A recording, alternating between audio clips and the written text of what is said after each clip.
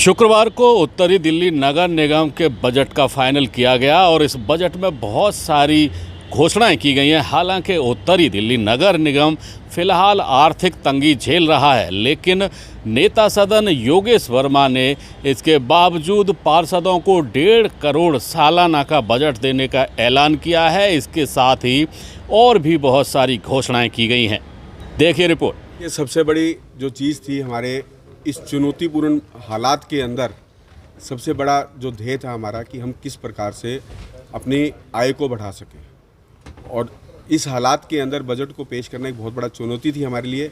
और उसी को ध्यान में रखते हुए हमने कोशिश ये की कि हम आय के स्रोतों को बढ़ाएं और विशेष रूप से जनता को, जो पब्लिक आज कोरोना की महामारी झेल रही थी, किसी प्रकार का कोई कर ना बढ़ाया जाए और हम उसी के अंदर उनको सहूलियतें भी दें और उससे हमारा निगम की आय भी बढ़े। तो उस आधार पर सबसे पहले आपने देखा कि हमने, चाहे वो हाउस टैक्स के अंदर बहुत बड़ी स्कीम नॉर्थ दिल्ली ने इस बार दी, फिर उसके साथ साथ जो अन्य हमारे जो काम थे उसमें हमने हर चीज़ को, हर छोटी से छोटी चीज़ को और बड़ी से बड़ी चीज़ों को हमने साथ में लिया है। और इसमें जो नई चीज़ें हम लेकर आए हैं उसमें आपने देखा हर काम, क्योंकि नगर निगम जो काम करता है वो मूलभूत सुविधाएं देता है और हमारा कोई भी काम किया हुआ वो सीधा जनता तक पहुंचता है। हम लोग जनता से पूरे जुड़े हुए हैं। हम चाहे हाउस टैक्स में जाएं, चाहे सैनिटेशन में जाएं, चाहे हम हेल्थ सर्विसेज में जाएं, चाहे हम एजुकेशन में जाएं, तो क्योंकि हमारी ये 4 मेन सुविधाएं हैं जो हम देते हैं और ये प्रत्येक काम जनता से जुड़ा हुआ है। और मैं आपको एक चीज़ क्लियर करना चाहता हूँ कि हमारी जो नगर निगम है ये कोई प्रॉफिट मेकिंग एजेंसी नहीं है। हम लोग कोशिश ये करते हैं कि हम ज़्यादा सुविधाएं दें, अगर उसके अंदर हमें व्यय कहीं और चीज़ में काम करना पड़े तो हम उसको करें। लेकिन आपने देखा होगा, मैंने बजट भाषण के अंदर दिया कि हमारे प्लान हेड सारे रोक दिए गए हैं पिछले 4 वर्षों से। अब उसके बाद भी हमारा बीटीए का पैसा भी रोका जा रहा है।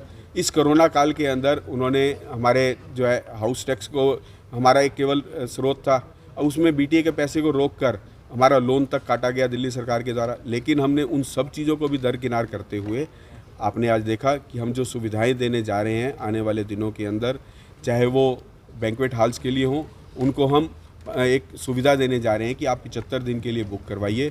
आपको सारे साल में उससे एक तो भ्रष्टाचार पे भी लगाम लगेगी और उस पर लोग अपने आराम से कार्यक्रम भी कर सकेंगे।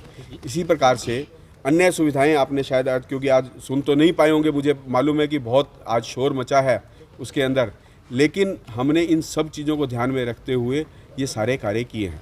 योगेश जी, एक सवाल और है कि कर्मचारियों को अस्पताल इलाज नहीं दे पा रहे हैं, जितने भी पैनल के थे मना कर दिया है। ऐसी स्थिति में आप पार्षदों को जो CGHS की सुविधा इलाज की देने जा रहे हैं, ये कैसे और कहाँ तक संभव होगा? आपने शायद उसको ध्यान से शायद शोर में सुना नहीं होगा। इसमें हम कोई भी वित्तीय बोझ नगर निगम पर नहीं डालने वाले हैं।